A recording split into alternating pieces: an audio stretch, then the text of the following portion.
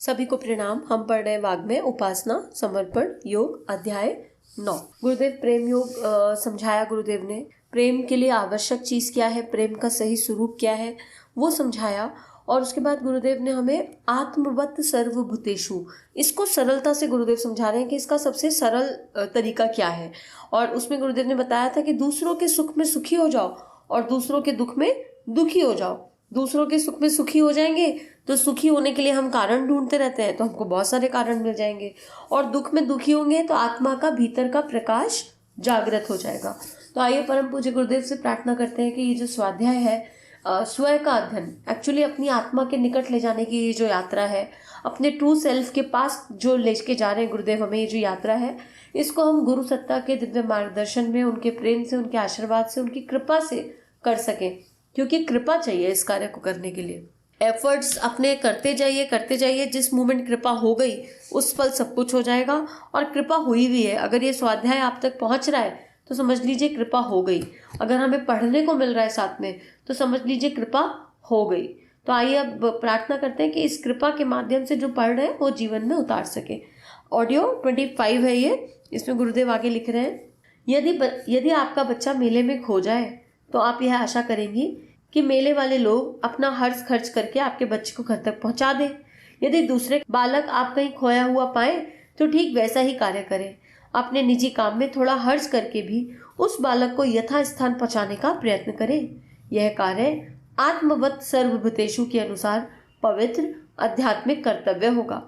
इसी प्रकार दूसरों की सेवा सहायता के अन्य अवसरों पर जहां तक संभव हो अपना कर्तव्य पालन करने से नहीं चूकना चाहिए।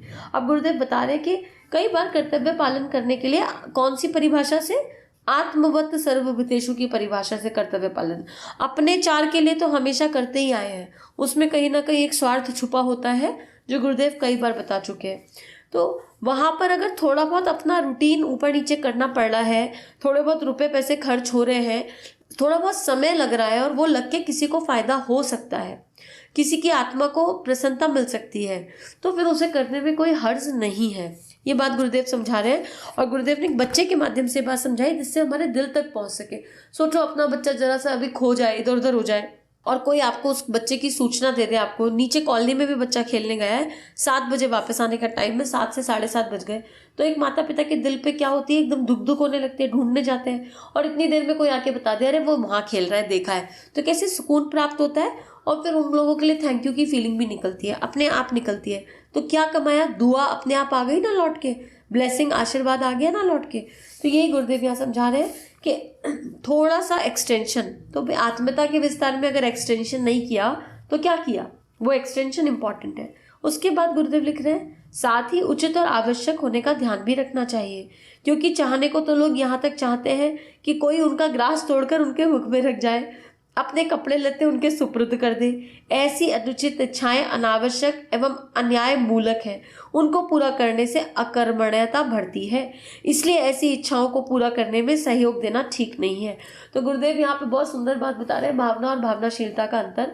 अब मान लो मुझे माध्यम चुना गया, ठीक है, मेरे सामने कोई ऐसा जन आया, कोई ऐसा परिजन आ जाए जिसको कोई समस्या है, कोई लाइफ का चैलेंज है, मेरे पास भगवान की कृपा से कोई एक किसी भी कारण की वजह से एक उपाय है।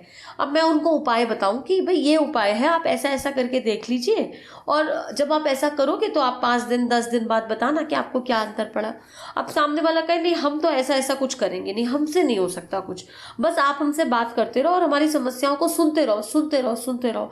तो ये एक अनावश्यक जो है चिंतन बढ़ाना हो जाएगा उनका समस्या की तरफ। आप सामने वाले की समस्या को कम नहीं कर रहे हो, इससे समस्या को बढ़ा रहे हो। कैसे बढ़ा रहे हो, जिस बारे में सोचते हैं वैसे ही बन जाते हैं। चिंतन जब सॉल्यूशन पे किया ही नहीं जा रहा, चिंतन जब केवल प्रॉब्लम पे किया जा रहा है तो सपोर्ट कहाँ किया, गार्बेज बैग थोड़े ना बनना है किसी का। जो अपने आप चलना ही नहीं चाहते हैं, नहीं बस आप हमारा सारा सुनते रहो, आज हमने यहाँ से कचरा इकट्ठा किया हम आप में डालेंगे, फिर कल वहां से इकट्ठा किया फिर आपके ऊपर डालेंगे, हर बार आपको आकर बता के चले जाएंगे लेकिन उसका सोल्यूशन नहीं ढूंढेंगे। तो फिर वहां पे आप क्या कर सकते हो, केवल प्रार्थना, मन से, पूरे दिल से, लेकिन उस गलत बात को सुन के प्रोत्साहन मत दो उस आत्मा को। गुरुदेव यही बात बता रहे हैं कि जो लोग अपनी रोटी आप नहीं खाना चाहते उनको, अब मान लो किसी को बता दिया 11 दिन का, आप 11 दिन 1 घंटे का माला करके देख लीजिए, या पर्टिकुलर ध्यान करके देख लो, या ये वाला स्वाध्याय कर लो, या ये वाली किताब पढ़ लो, इसमें आपको जहाँ समझ में नहीं आया आप पूछना पढ़ के, और वो सामने वाला व्यक्ति, सामने वाला परिजन, सामने वाली चेतना वो करने के लिए तैयार नहीं है, तो प्रार्थनाओं की शक्ति से उसके मनोबल को, उसकी सद्बुद्धि को जगाया जा सकता है। नियमित रूप से 2 मिनट 3 मिनट उसके लिए प्रार्थना करें कि हे परमात्मा, जो दिव्य ज्ञान, दिव्य विवेक, दिव्य भाव आपने मुझ में जगाया, क्योंकि हम भी कभी वैसे ही थे, इसलिए अब यहाँ ये नहीं मान लेना कि हम बहुत ऊपर उड़ गए, बहुत महान हो गए और सामने वाले को अकल ही नहीं है। ये सोच अगर आ गई तो आपका फिर जितनी यात्रा करिए समझ लो दोबारा करने की आवश्यकता है। तुरंत हम उसकी करुणा को, उस सामने वाले की समस्या को समझो कि उससे क्यों नहीं हो रहा, क्योंकि चित्त पे संस्कार अभी जमा हुए हैं, और ऐसे संस्कार जमा है जिनको हटाने में उनका बस नहीं है, उनसे हो नहीं रहा, तो आप प्रार्थना का कंट्रीब्यूशन कर दो उनके लिए, बिना कोई धारणा क्रिएट करें। और प्रार्थना की शक्ति से जब उनका विवेक जागृत होगा तो वो सारे कार्य करेंगे जो उस यात्रा में, उस परिस्थिति से बाहर निकलने के लिए आवश्यक है। तो गुरुदेव ये कह रहे हैं कि विवेक जागरण रख के किसी की हेल्प करना है। भाव हमेशा हेल्प का होना चाहिए, अहंकार का भाव नहीं आना चाहिए। आगे लिखते हैं, उनको पूरा करने से अकर्मण्यता बढ़ती है, ऐसी इच्छाओं को पूरा करने में सहयोग देना ठीक नहीं है। हाँ, ये दोबारा पढ़ लिया हमने। अपनी जिस सहायता से दूसरों की ज्ञान वृद्धि होती है, आगे का मार्ग प्रशस्त होता है, अकस्मात आई हुई विपत्ति का निवारण होता है, उसमें निस्वार्थ भाव से सहायता करना कर्तव्य है। 3 श्रेणी डाल दी। कौन सी? पहली, अपनी जिस सहायता से दूसरे की ज्ञान वृद्धि दूसरे की कब करेंगे? जब खुद का विवेक जागृत होगा, खुद इंप्लीमेंट कर लिया होगा वो जीवन में। आगे का मार्ग प्रशस्त होता है, आशा की किरण बन रहे हो, किसी का सेल्फ कॉन्फिडेंस बढ़ा पा रहे हो, किसी की ऊर्जा शक्ति का जागरण कर पा रहे हैं अगर तो, और उनकी जो आपत्ति है उसका निवारण हो रहा हो, या फिर किसी भी भाव से, मान लो किसी को धन की समस्या और आप धन से उसको हेल्प कर सकते हो, किसी को किताबों की समस्या आप किताबें ला के दे सकते हो, दवाइयों की ज़रूरत है दवाई ला के दे सकते हो। तो इस तरह की चीज़ों में किसी भी अपनी 5 शक्तियों को देख लो और 5 शक्तियों के हिसाब से जहाँ हेल्प कर सकते, सपोर्ट कर सकते हैं, अनासक्त भाव से, निष्काम भाव से, बिना बदले में कुछ चाहे, तो वो हमारे कर्तव्यों की श्रेणी में गिना जाएगा, वो कर्तव्य है। और अगर इससे मुंह चुरा रहे हैं कर्तव्य से तो फिर कर्म का फल तो लौट के आना ही होता है, ये याद रखना। यहाँ भय नहीं दिया जा रहा है, पर जब ज्ञान मिल गया उसके बाद भी ना करें तो विचारनीय है बात। आगे, जिन लोगों से कुछ सहयोग मिलता है उसका बदला चुकाना तो आवश्यक है ही, क्योंकि ऋण चुकाए बिना छुटकारा नहीं मिलता। यदि किसी ने आपके ऊपर उपकार किया है तो या तो उसी का प्रत्युपकार कीजिए, अन्यथा किसी ऐसे अन्य व्यक्ति के साथ उपकार करके चुकाइए जिससे आपको कोई निजी स्वार्थ ना हो। अब गुरुदेव रिसीवर के लिए भी बता रहे हैं, अगर मान लो मैं वो व्यक्ति हूँ और मुझे आप लोगों से कोई सहायता की ज़रूरत पड़ गई, तो एक तो सहायता मांगने में कोई हर्ज नहीं है, हम सब एक दूसरे के साथ ही सहयोगी आत्माएं हैं। तो जहां अगर आपको लगता है कि आपसे नहीं हो रहा और किसी से सहायता लेने की आवश्यकता है तो ले लीजिए, इसमें आप छोटे बड़े नहीं हो जाएंगे। अपने आप को यहाँ पर तुच्छ या छोटा मत मानिए। आप प्रॉब्लम डिस्कस करने नहीं जा रहे हो, सॉल्यूशन ढूंढने जा रहे हो, तो कोई दिक्कत नहीं है। लेकिन अगर किसी से सहायता ली है तो वो ऋण चुकाना है, इसको याद रखना है, क्योंकि कर्म की गति बड़ी गहन है। तो गुरुदेव लिख रहे हैं क्लियर कि ऋण चुकाए बिना छुटकारा मिल नहीं सकता। ऋण नहीं चुकाओगे तो बार बार किसी ना किसी फॉर्म में या तो वो समस्या दोबारा पॉपअप हो जाएगी या कुछ इस तरह का होता रहेगा। वो कर्म की गति गहन हम समझ नहीं सकते, लेकिन कुछ ना कुछ होगा। तो उसके तरीके क्या है उपकार के? या तो प्रत्युपकार कर दो, या तो बदले में उसके लिए कुछ कर दो जो आपसे बन पड़े। कुछ नहीं बन पड़े तो प्रार्थना तो कर सकते हैं, या फिर किसी ऐसे अन्य व्यक्ति के साथ उपकार करके चुकाइए जिससे आपको कोई निजी स्वार्थ ना हो। ये फिर बहुत चेक करने की, महीन अपने अंदर चेक करना है कि कहाँ निजी स्वार्थ ना हो। मतलब एक ये भी हो सकता है कि हम घर से बाहर निकल रहे हैं और हमको कोई सब्जी वाला मिल रहा है या कोई भी ऐसा मिल रहा है जहाँ हमको लगता है हमें हेल्प करना है।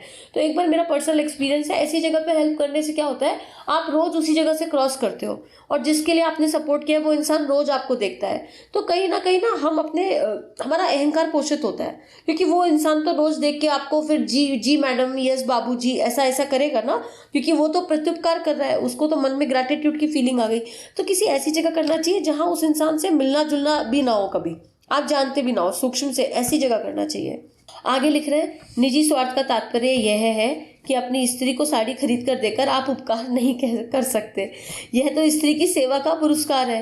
यदि उसको कुछ चाहने से दिया हुआ कर्ज है यदि शीत से ठिठुरते हुए किसी अनाथ बालक को एक पुराना कपड़ा देते हैं और उसके बदले कुछ आशा नहीं करते तो वह उपकार है। तो गुरुदेव इसको और सिंप्लीफाई कर रहे हैं कि अपने घर में मत कर देना कि भैया हमें इन्होंने यहाँ पे हेल्प करी थी तो इसके बदले में हम अपने बीवी बच्चों को आज ये ला कर दे दें और ये हो गया बदला पूरा। नहीं, उसके आगे किसी ज़रूरतमंद को ढूंढना है और हमारे दिल की आवाज़, हमारी आत्मा की आवाज़ बता देती है कि कहाँ हमें करने की आवश्यकता है।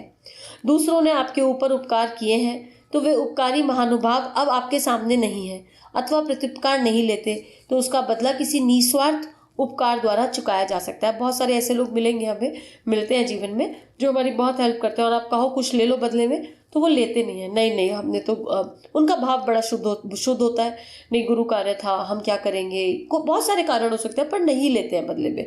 तो अब आप जबरदस्ती तो नहीं दे पाओगे अगर नहीं ले रहा है, तो उस आत्मा की सदगति के लिए, उस आत्मा के लिए प्रार्थना करो और आगे जिसको चुका सकते हो, जिसको वहां चुका दो। दूसरों द्वारा जो उपकार आपके ऊपर हुए हैं उनका स्मरण कीजिए, ढूंढ कर एक ऐसी सूची बनाइए और अपने ऊपर रखे हुए इन भारों को हल्का करने के लिए सदैव व्यग्र रहिए।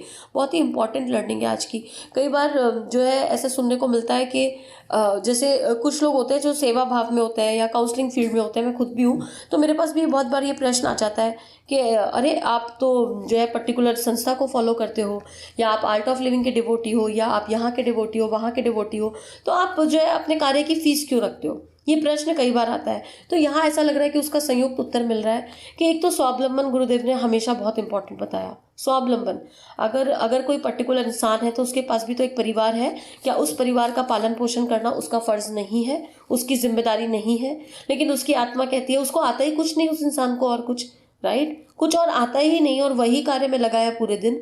तो क्या दिक्कत है अगर एक मिनिमम फीस रख ली है अगर? और यहाँ पर फीस रखने का मतलब ये नहीं है कि आपके ऊपर कोई बाध्यता है, वो तो उस चेतना से आप मिलोगे, समझोगे तो जानोगे, जो आपके बस में हो आप वो दे दो। तो यहाँ पर कहीं ना कहीं वो चेतना ऋण से भी मुक्त कर रही है, अपने ऊपर भी नहीं चढ़ा रही, आपके ऊपर भी नहीं चढ़ा रही, कार्मिक पैटर्न से मुक्त करने की कोशिश भी कर रही है। तो एक तरह से कहीं ना कहीं उसका भी उत्तर मिल रहा है। जिसे अब आगे गुरुदेव लिख रहे हैं, जिसे ऊंचे पर्वतों पर चढ़ना है उसे अपने बोझों की संख्या जितनी भी हो सके कम करनी चाहिए, तभी तो सत्य के ऊर्ध्व मार्ग पर चढ़ना सरल हो सकेगा। कर्ज आज नहीं तो कल आपको चुकाना ही होगा, बिना उस कर्ज को चुकाए काम नहीं चल सकता।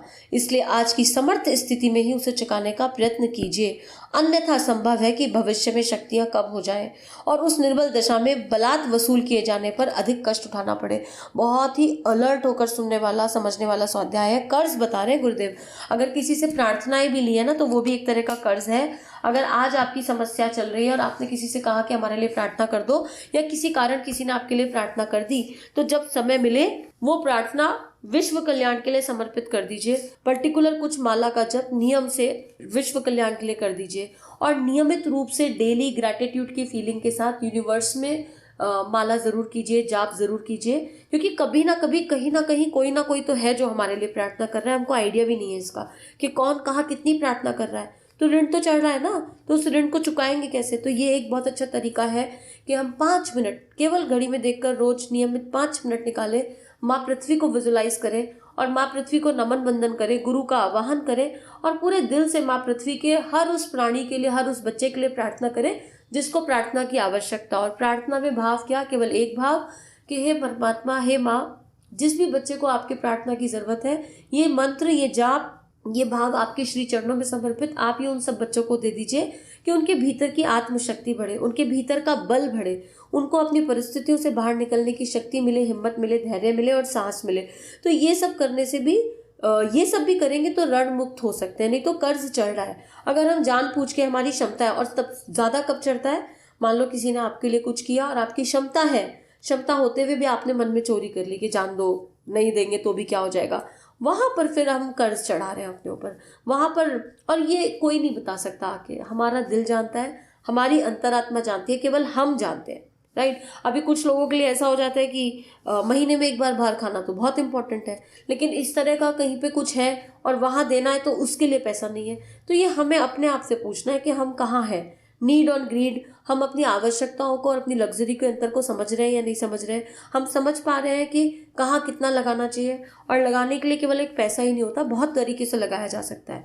खाली श्री से नहीं, बहुत सारे तरीके हैं और वो हमको पता है। अपनी प्रतिभा को ही दान कर दीजिए, कुछ नहीं कर सकते तो इस बात को गहराई से समझने की आवश्यकता है। तो आइए प्रार्थना करें कि गुरुदेव जो हमें समझाना चाह रहे हैं उसका मर्म हम पकड़ लें, अच्छे से समझ लें मर्म को, और पूरे जीवन याद रखें कि रोज कुछ नहीं करना तो 5 मिनट मदर अर्थ के लिए प्रार्थना जरूर करनी है। हमारे YouTube चैनल को सब्सक्राइब करें और बेल आइकन को दबाकर ऑल पर क्लिक करें ताकि नोटिफिकेशंस आपको मिलती रहें।